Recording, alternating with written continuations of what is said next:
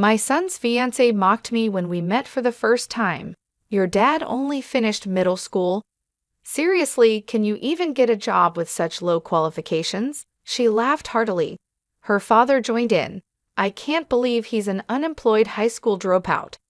They belittled me, and to make things worse, they served food only for themselves, excluding me. The fiancé's mother said with a big smile, I prepare meals only for my family. I've never seen someone treated so badly during a meeting between two families. I decided to get back at the 5 rude people, including my son, and told them to say whatever they wanted before storming out of the restaurant. My name is Eric Roberts. I just turned 59 this year, and I have a 24-year-old son named Larry.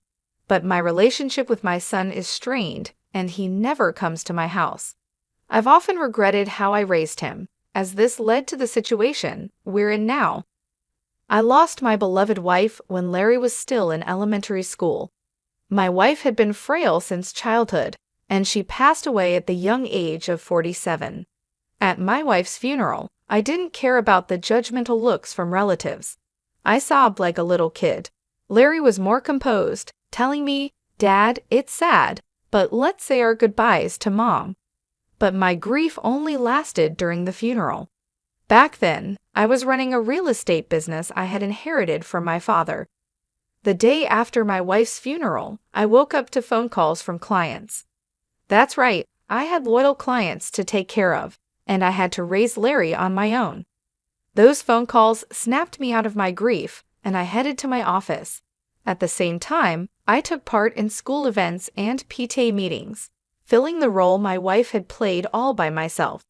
There's no way my clumsy self could juggle work and school events perfectly on my own. I quickly gave up and decided to temporarily close my business.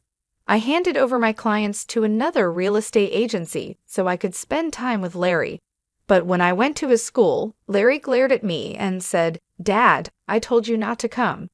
He even complained, don't tell anyone you're my dad. Without saying whose parent I was or why I was at the school, I would just be some stranger. Even today, I'm wearing a name tag that says Roberts as I participate in PTA activities.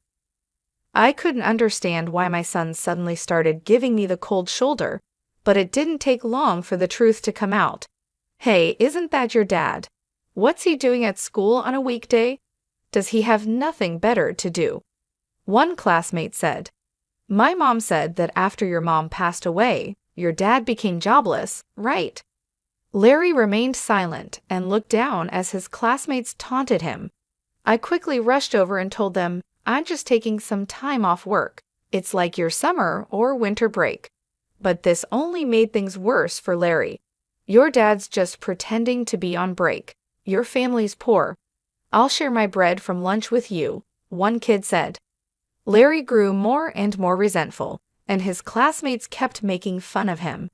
Despite knowing my son was being ridiculed, all I could do was look the other way. I can't remember how many times I cried alone because of how pathetic I felt. Soon, when Larry entered middle school, he started hanging out with delinquents. He would sleep over at friends' houses and hang out at gas station parking lots until late at night.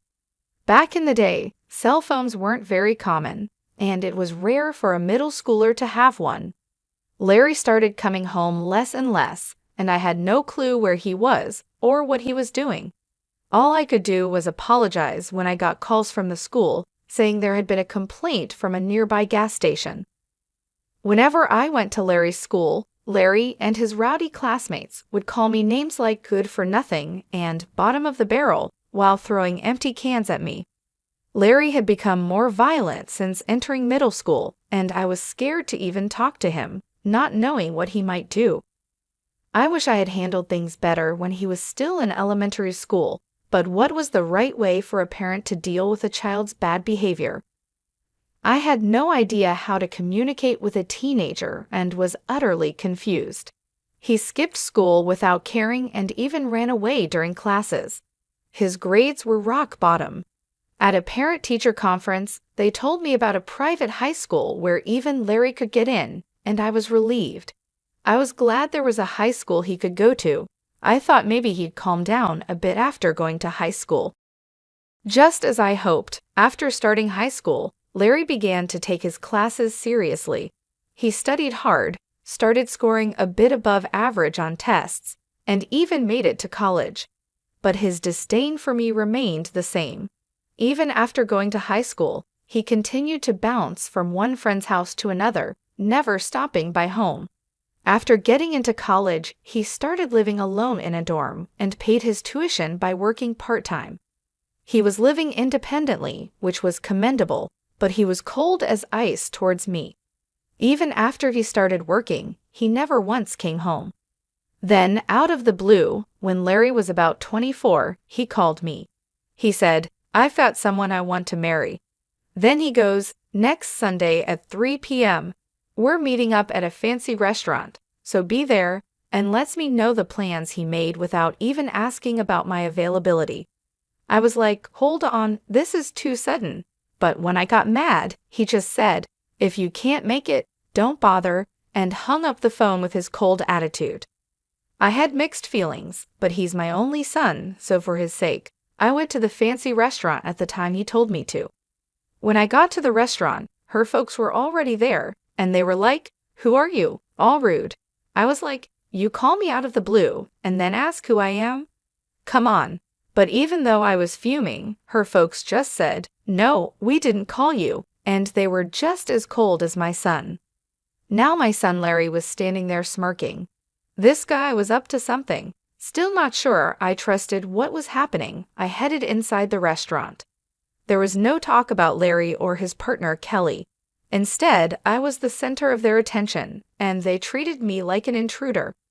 Then Larry started saying, "This guy here dropped out of high school and worked, but after Mom passed, he's just been loafing around, telling Kelly and her folks." I was like, "Hey, this isn't the time or place," but he didn't care. Then, to top it all off, Kelly burst out laughing, saying, "For real? Can a person even get hired with just a middle school education?" Kelly's dad added, "Wow, raised by a high school dropout and layabout. But you're here with a college degree and a job at a big company. You took your old man as what not to be, huh?" Praising Larry. I was too tired to argue and was about to say what you want, I'm out of here, but then a waiter came in from behind me with the food. "Sorry for the wait," he said. "Oh right, the food hadn't even come yet." I was so upset I forgot. I tried to calm down, thought I'd just eat what was in front of me and leave. But the food that got brought out was only for Larry, Kelly, and Kelly's parents. The waiter said, "I'm sorry, we had a reservation for 5, giving me this look." Kelly's mom said, "Yes, that's correct. He's not our family, so don't mind him," giving the waiter a sweet smile. The waiter looked all kinds of uncomfortable and backed out. Just as I was about to lose it, Kelly's dad cut me off. He said, "We don't want anything to do with some deadbeat high school dropout. Our family and relatives are all bank employees, doctors working at major companies. You don't belong here. Please leave." That was enough. I said, "Is education and job history all you care about? Aren't you folks a bit off your rockers?" and got up to leave. To that, Kelly's dad said, "I work at Bank of New York Mellon, where education and job history really matter for clients' trust." But of course, a layabout like you wouldn't know. I said, "Oh my, you work at Bank of New York Mellon, huh? That's quite impressive," and walked out. I said that as I was leaving, but they didn't hear me. The next day, I paid a visit to Bank of New York Mellon, where Kelly's dad works. Being called a deadbeat by my son, his classmates, and my son's fiancée and her family, I must admit, I'm not actually a deadbeat. After my wife passed away, I temporarily closed my real estate business. Let me clarify, it was just a temporary closure. I didn't shut it down for good. After my wife's passing, I switched my business to online management so I could prioritize my son's school events and PTA meetings. When I had a physical store, most of my clients were neighbors, but after switching to online management, I could serve customers from all over the country, like people living in small towns about an hour's drive from the nearest train station, and even Americans living abroad. I started getting more consultations about renting and buying properties from these folks. Thanks to the internet, I could expand my property portfolio and cater to a broader clientele. Running a real estate business online made things possible that seemed like a dream. Additionally, I was quite active in stocks and investments as a hobby. Currently, I have $70 million deposited in Bank of New York Mellon, where Kelly's dad works. Upon arriving at the bank, I promptly requested to speak with the branch manager and informed him about everything that happened the day before. I said, "I was told by one of your employees that this bank operates on trust, built on educational background and work history. So I've lost all trust in this bank because of that statement. Could you please proceed with the account closure?" The branch manager kept apologizing profusely and finally explained the account closure process with a face on the verge of tears. "Oh, I almost forgot about something important. There's this troublemaker who has not paid the rent for the apartment I own for 3 years. I had been letting it slide, thinking he's my son, but no more. I mailed my son a notice demanding 3 years' worth of rent. 5 days later, Kelly's dad and my bonehead son came storming into my house. Why did you rat me out to the branch manager? That was underhanded, Dad. What's the deal with that notice? If you're the manager, cover for me." I sighed and said, "I lost trust in the bank after learning about your practice of judging clients based on education and work history. Are you panicking just because of what one person said? Do you have something to hide? And Larry, just because we're family doesn't mean you can skip paying rent. Pay your own rent." Kelly's dad shouted, "Because you went around stirring the pot, I got a bunch of complaints from my other clients. My boss chewed me out because of what you did. The nerve." "Oh no, I didn't stir the pot. I just shared this story as casual conversation with my relatives and clients. I didn't tell them to close their accounts," I said with a smile. My son snapped at me, "What clients, Dad? You're just a deadbeat, aren't you? Do you think a deadbeat could afford to build a huge house like this in such a prime location and still maintain this lifestyle?" "I even did some renovations recently," I replied. My son looked baffled and said, "Huh? What's that? Did you go into debt or something? I'm really fed up with you." I took a break from my real estate job for a while and then switched to running an online business, which I'm still doing. "How many times do I have to tell you I'm not a bum?" I said. My son turned pale and said, "What? I had no clue. I thought you were just working part-time." Kelly's dad started yelling, "You're a real piece of work, keeping your occupation secret even from your own son." Annoyed, I said, "Say whatever you want," and closed the front door. Outside, I heard them shouting, "You've ruined my reputation. I'm gonna sue you. I can't believe I've been duped by my old man for this long. I'm not gonna let him do this to me." They were making a ruckus, but after about 5 minutes of shouting, they seemed to get exhausted and it got quiet. Once they realized that shouting was meaningless, I figured they wouldn't bother coming around here again. I let out a sigh of relief and went to make myself a cup of coffee. Just then, I heard my son's voice outside again. "You big fat liar. What are you still doing here?" I said as I looked out the window to see Kelly's dad and my son spray painting my front door. "You've got to be kidding me. What are they up to now?" Just as I was about to go outside and give them a piece of my mind, I heard a police siren getting closer. Could it be that someone in the neighborhood called the cops? My hunch was right. When I went outside, the 3 of them were being detained by the police, who had shown up because of a neighbor's complaint. "There he is, that big fat liar. I lost all my credibility at work because of him," they shouted. The police calmly loaded them into the patrol car, saying, all right, we'll take it from here." Then one of the officers, who seemed to have just noticed me, approached with a strangely cheerful expression. "Sir, would you please come with us to give your statement?" "Why me?" I thought, but I guess I'm the victim here. I'm gonna spill the beans on all their shenanigans. When we got to the police station, I showed the cops a video from my phone. It was footage from the security camera I installed at my front door. The camera had recorded all the yelling and antics. "What a great piece of evidence!" the officer exclaimed with a sparkle in his eye. And my questioning was over in a jiffy. My son and Kelly's dad were given a stern warning by the police and had to sign a restraining order to keep their distance from me. It turns out the whole neighborhood had witnessed their crazy behavior.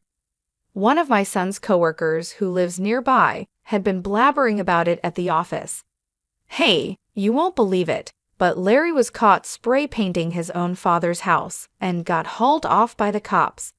I was so shocked I recorded the whole thing.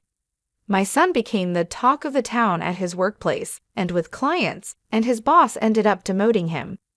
I went to report the incident to Bank of New York Mellon again, where Kelly's dad worked. When I showed the manager the security camera footage on my phone, his face turned white as a sheet. I heard that Kelly's dad finally got fired, and naturally, she called off the engagement with Larry. Larry and Kelly's family both fled far away to a rural area. Apparently, Kelly's parents even came to work part-time at the gas station in the sticks run by my brother. They were no good and couldn't get the hang of stocking shelves, no matter how many times they tried. I showed them and had to give them the boot right away. Word spread quickly, and nearby gas stations and farmers did the same. According to my brother, Kelly's parents can't seem to land a steady job and are bouncing from one gig to another at gas stations and farms. Furthermore, I heard that Kelly showered her boyfriends, including my son, with expensive gifts like watches, and she got into debt because of that. The little money her parents make from their part-time jobs apparently goes straight into paying off Kelly's debts. It's a mystery how they're making ends meet. It's been 6 years since then, and my son is now 30. It seems like he's changed for the better after being treated with kindness from folks in the small town he moved to. He came to me a couple of times and apologized sincerely. He said, "I was naive and immature. I didn't even try to understand your job and just labeled you as a good-for-nothing. I can't apologize enough for how much I regret it." Seeing the change in my son's attitude, I decided to let him move in with me. Now he's working at a company near my place, and little by little, he's helping me out with my work too. But don't get me wrong, he's still inexperienced, and I don't trust him completely. I'm hesitant to hand over all my work to him, but I'm going to observe his behavior and attitude towards work and make decisions accordingly. If he proves he's really turned his life around, I might consider handing over the reins of my business. But if I told him that, he might get too excited and say, "For real?" I'll hand in my 1 week's notice tomorrow and do something impulsive. I'm living with my son, holding on to the hope that one day I'll feel confident enough to trust him with everything. After the incident with the police, the news about Larry and Kelly's dad spread quickly. The neighborhood couldn't stop talking about it. One of Larry's coworkers, who lives nearby, blabbered about it at the office, saying, "Hey, you won't believe it, but Larry was caught spray painting his own father's house and got hauled off by the cops." I was so shocked I recorded the whole thing. Because of this, my son became the talk of the town at his workplace, and his boss ended up demoting him.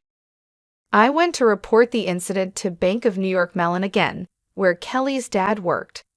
When I showed the manager the security camera footage on my phone, his face turned white as a sheet. He was speechless.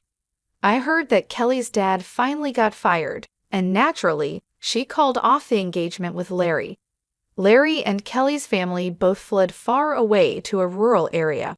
Apparently, Kelly's parents even came to work part-time at a gas station run by my brother. They were no good and couldn't get the hang of stocking shelves, no matter how many times they tried. My brother said they were a complete disaster, always messing up and causing trouble. Despite all this, my focus remained on my son. It's been a long road, but I believe he's starting to understand the importance of hard work and responsibility. He's apologized for his past behavior and seems genuinely remorseful.